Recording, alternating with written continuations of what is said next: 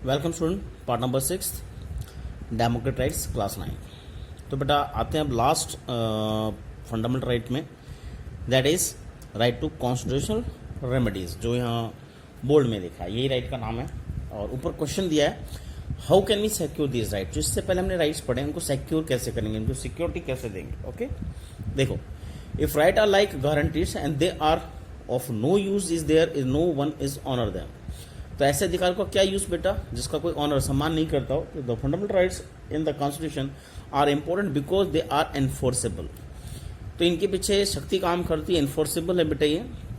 तो you have a right to seek enforcement of the above mention rights, this is called the right to constitutional remedies. ठीक है, तो इसके पीछे कानून की ताकत हम कह सकते हैं बेटा। देखिए, इसको राइट टू कॉन्स्टिट्यूशनल रेमेडीज बोलते हैं। This itself is a fundamental right, अपने आप में एक फंडामेंटल राइट है जो बाकी राइट्स को सपोर्ट करता है बेटा। This right makes other rights effective, अधिक सारे राइट्स को इफेक्टिव बनाता है बेटा, इंपॉर्टेंस देता है। It is possible that sometimes our rights may be वॉलेटेड, तो हो सकता है हमारे राइट के बाद छीने जाए, वॉलेट हो by the fellow citizen, private bodies और गवर्नमेंट। कोई भी सिटीजन हो सकता है, प्राइवेट बॉडी हो सकता है, कोई भी ऑर्गेनाइजेशन या government. So when any of our rights are violated we can seek remedy. तो हम रेमेडी के लिए कहाँ जाएंगे बेटा, कोर्ट्स जाएंगे। ओके, तो ये राइट हमें कोर्ट के थ्रू मिलता है। Okay, and if it is a fundamental right we can directly approach the Supreme Court. और एक और देखिए, बड़ी अच्छी पावर दी, अगर फंडामेंटल राइट का वोलेशन का इशू होता है तो वैसे तो हम कहते हैं बेटा हमें लोकल कोर्ट जाना पड़ता है, हाई कोर्ट जाना पड़ता है, सीधा हम सुप्रीम कोर्ट किसी भी केस को डायरेक्टली नहीं जा सकते। But if fundamental right issues there, so you just directly go to the Supreme Court. आप सीधा बेटा सुप्रीम कोर्ट में केस फाइल कर सकते हो और वहां से आपको न्याय मिलेगा। तो इसकी अच्छी पावर दी है। And high court of the state, तो आप किसी भी कोर्ट में, इवन सुप्रीम कोर्ट में डायरेक्ट जा सकते हैं, हाई कोर्ट में जा सकते हैं, state government. Okay, that is why, इसीलिए बेटा डॉक्टर अम्बेडकर, ओके, चेयरमैन थे ड्राफ्टर कमेटी के, he call the right to constitutional remedies the heart of and soul the constitution. ये एनटीएससी 10th में पूछा गया था बेटा, लास्ट टेस्ट में। तो इसको कहीं ना कहीं heart and soul of the constitution कहा गया है। क्यों? ये बाकी सारे अधिकारों को सेफ गार्ड देता है बेटा। ठीक है, चलिए नेक्स्ट कॉलम में चलते हैं। So fundamental rights are guarantee against the action of the legislator, executive and any other authority instituted by the government. तो गवर्नमेंट की कोई भी बॉडी हो, सभी के अगेंस्ट बेटा आपको गारंटी मिलती है राइट्स के अगेंस्ट, इनको कोई चीज छीन सकता। There can be no law और एक्शन दैट वॉलेट्स, ऐसा कोई कानून नहीं जान सकता बेटा जो इनको वॉलेट करता हो। And the fundamental rights, if any act of the legislator और executive take away of the limits any of the fundamental right, यानी किसी फंडामेंटल राइट को छीनता हो या उसमें लिमिट, उसको कंट्रोल करता हो, अगर ऐसा कोई लॉ लेजिस्लेटर लॉ बनाती है, right, it will be invalid, वो अपने आप इनवैलिड हो जाएगा। बात समझ में आ गई? तो ऐसा कोई राइट, ऐसा लॉ ही नहीं बन सकता बेटा जो इनके अगेंस्ट हो। एंड वी की चैलेंज सच लॉ, ऐसे लॉज को अगर फिर भी गवर्नमेंट बनाती है या लागू करती है, तो we just challenge this laws in the certain centre और state government to the politics and action of the government और the government organisation like the nationalised banks और electricity board. Court also enforce the fundamental, तो इसके against हम court में जा सकते हैं बेटा। ठीक है, ऐसे लॉज के अगेंस्ट चैलेंज देने के लिए। And also enforce the fundamental rights against private individual and bodies. The Supreme Court and the High Court have the power to issue direction, order और writs।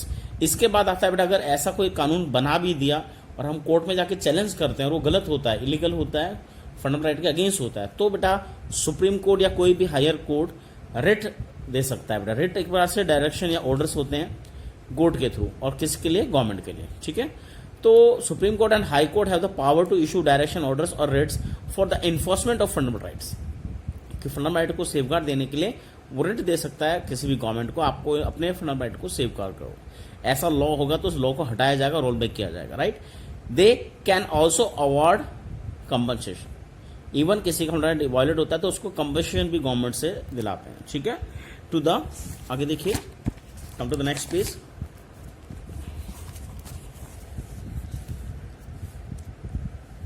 इसके बीच में केस स्टडी है, National human right Commission, ये इस right के बात करेंगे बेटा। सो आगे पढ़ते हैं। हाँ, victims and punishment to the violator, तो कंपनसेशन मिलेगा बेटा विक्टिम को, और जो वॉयलेट करता है उसको पनिशमेंट मिल सकती है। ठीक है, we already seen in the chapter 5 that the judiciary in the country is independent for the government and the parliament. We also noted that our judiciary is very powerful and can do whatever in needed to protect the right of the citizen. तो हमारी judiciary वैसे बेटा बहुत powerful, हमने पीछे पढ़ा था। ठीक है, और हम बात करते हैं इन राइट्स को सेफगार्ड करने के लिए हमारी जुडिशरी कुछ भी कर सकती है बेटा, ठीक है, उसको पूरी सुप्रीम पावर अथॉरिटी दी गई है। चलिए, in case of any violation of any fundamental right the aggrieved person can go to the court for remedy. तो जिसके साथ बेटा न्याय हो, जिसका राइट छीना गया हो, वो सीधा कोर्ट जा सकता है बेटा, और मानने पीछे बेटा किसी भी लेवल पे, right. But now any person, but अब बेटा जो लॉस चेंज है उसके अकॉर्डिंग नाउ एनी पर्सन, इसको नोट करना, ये आपने 7th या 8th में करा भी है। Go to the court against the violation of the fundamental right if it is social और पब्लिक इंटरेस्ट। अगर किसी समाज के लिए, किसी बड़ी पब्लिक के लिए ऐसा वॉल्यूशन होता है, तो अब रियली उससे रिलेटेड हो, राइट, वो पर्सन खुद उस वॉल्यूशन का शिकार हो, एग्रीड पर्सन नहीं, अननोन कोई भी पर्सन बेटा इसके अगेंस्ट केस फाइल कर सकता है। देखिए, it is called public interest litigation. तो ऐसे हम बात करते हैं, आप पीएल यूज कर सकते हैं, पब्लिक इंटरेस्ट लिटिगेशन, अगर कोई बड़ी स्केल पे सोशल पब्लिक इंटरेस्ट के लिए ऐसा कोई राइट हो जो उसको वॉलेट कर रहा हो, ठीक है, ऐसा कोई लॉ, सॉरी। तो ऐसे में अब बेटा कोई भी किसी भी स्टेट से, यानी अगर यूपी का मुद्दा है तो हरियाणा से, पंजाब से, तमिलनाडु से, कहीं से भी कोई भी बेटा पीएल लगा सकता है किसी भी कोर्ट में, ठीक है। Under the PIL and the citizen of the group, the citizen can approach the Supreme Court or the High Court for the protection of the public interest। तो पब्लिक इंटरेस्ट की प्रोटेक्शन के लिए, इनके rights के protection के लिए वो किसी भी लेवल के कोर्ट में सीधा अपील कर सकते हैं, okay. And against the particular law and action of the government one can write to the जज even on the postcard. और देखिए इसमें कितनी इलेक्शन दी है। अब पहले तो था कि FIR होगी, कोर्ट केस होंगे, कई चीजें होती हैं। अब अगर बड़ी स्केल पे मैटर है, पब्लिक का है, बड़े ग्रुप में सोसाइटी का बेटा इशू है ऐसा परमानेंट का, तो हम बात करते हैं आप simple post card by post आप किसी जज के, सुप्रीम कोर्ट, हाई कोर्ट के जज को सीधा PIL फाइल कर सकते हैं, ओनली एक लेटर या पोस्ट कार्ड से। The court will take up the matter if the जजेस फाइंड इट पब्लिक इंटरेस्ट। अगर जज को लगता है पब्लिक इंटरेस्ट का मामला है तो उस केस को फाइल करते हैं और गवर्नमेंट उस केस को लड़ती है बेटा, ठीक है। अब आते हैं, बीच में एक टॉपिक देखा था हमने, that is national human right commission. हम बात करते हैं बेटा इन्हीं राइट्स को कंजर्व करने के लिए, गवर्नमेंट प्रेशर बनाने के लिए वर्ल्ड वाइड बहुत से ऑर्गेनाइजेशन काम करते हैं, कंट्री वाइज बहुत से ऑर्गेनाइजेशन काम करते हैं। इन्हीं ऑर्गेनाइजेशन में सबसे बड़ा एक organisation that is human right commission, okay. चलिए, do notice reference the national human right commission NHRC is the news college of page. इनके आपको कॉलेज या पेज न्यूज़पेपर इनका नाम बार बार मिलता रहता है। This reference reflect the growing awareness of human rights and struggle for the human dignity. तो human right के स्ट्रगल करता है बेटा, उनका अवेयरनेस बनाता है, राइट, और ह्यूमन डिग्निटी के लिए स्ट्रगल करता है, okay. Many cases of human right violation in the diverse field, for instance Gujarat riots are being brought to the public notice from across India, and human right organisations are media often criticise the government agency for not seriously pursuing these cases or catching the culprits। तो कई बड़े मुद्दों में बेटा जहां violation होती है fundamental rights की, तो उनमें कल्प्रिट्स कई बार बड़े होते हैं, पॉलिटिशियंस होते हैं, तो उनको बेटा समाज के आगे लाना, उनके अगेंस्ट केस फाइल करना, इनमें काफी काम किया इन्होंने। तो someone had to intervene in the behalf the victim. तो सीधी सी बात है, फंडामेंटल राइट्स को हम बात कहने के बेटा कोई भी ऐसा ग्रुप है जो उसके बिहाफ में, यानी विक्टिम के बिहाफ में इंटरवेन करता है, and this is where the national human right Commission step in.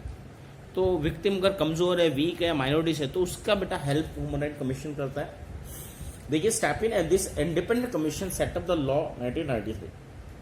तो बेटा 12 अक्टूबर, इसमें डेट नहीं दी है, 12 अक्टूबर 1993 बेटा एस्टैब्लिश हुआ था। ये मैं लिख रखी डेट, आप प्लीज नोट करना साइड में। Yes, 12 October 1993। This independent commission law in 1993, and like judiciary, the commission is independent for the government, under the government। Government से बिल्कुल फ्री है बेटा ये। The commission is appointed by the president, include the retired judges। इसमें कौन होंगे? President appoint करता है बेटा इसके कमीशन के चेयरमैन को, और अधिकतर वो रिटायर्ड जजेस होते हैं, प्लीज को नोट करना। Officers and the eminent citizen, कोई बड़े बुद्धिजीवी हो सकते हैं और बड़े ऑफिसर्स या मेनली रिटायर्ड, ज्यादातर रिटायर्ड जज होते हैं।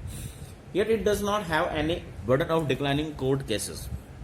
इससे कोर्ट के केस कम नहीं होते क्योंकि ये केस की हियरिंग नहीं करता है बेटा, राइट। केस तो वहीं चलेगा कोर्ट में, बस ये हेल्प करता है विक्टिम की, ओके। और कुछ इनको पावर दी गई है, देखिए।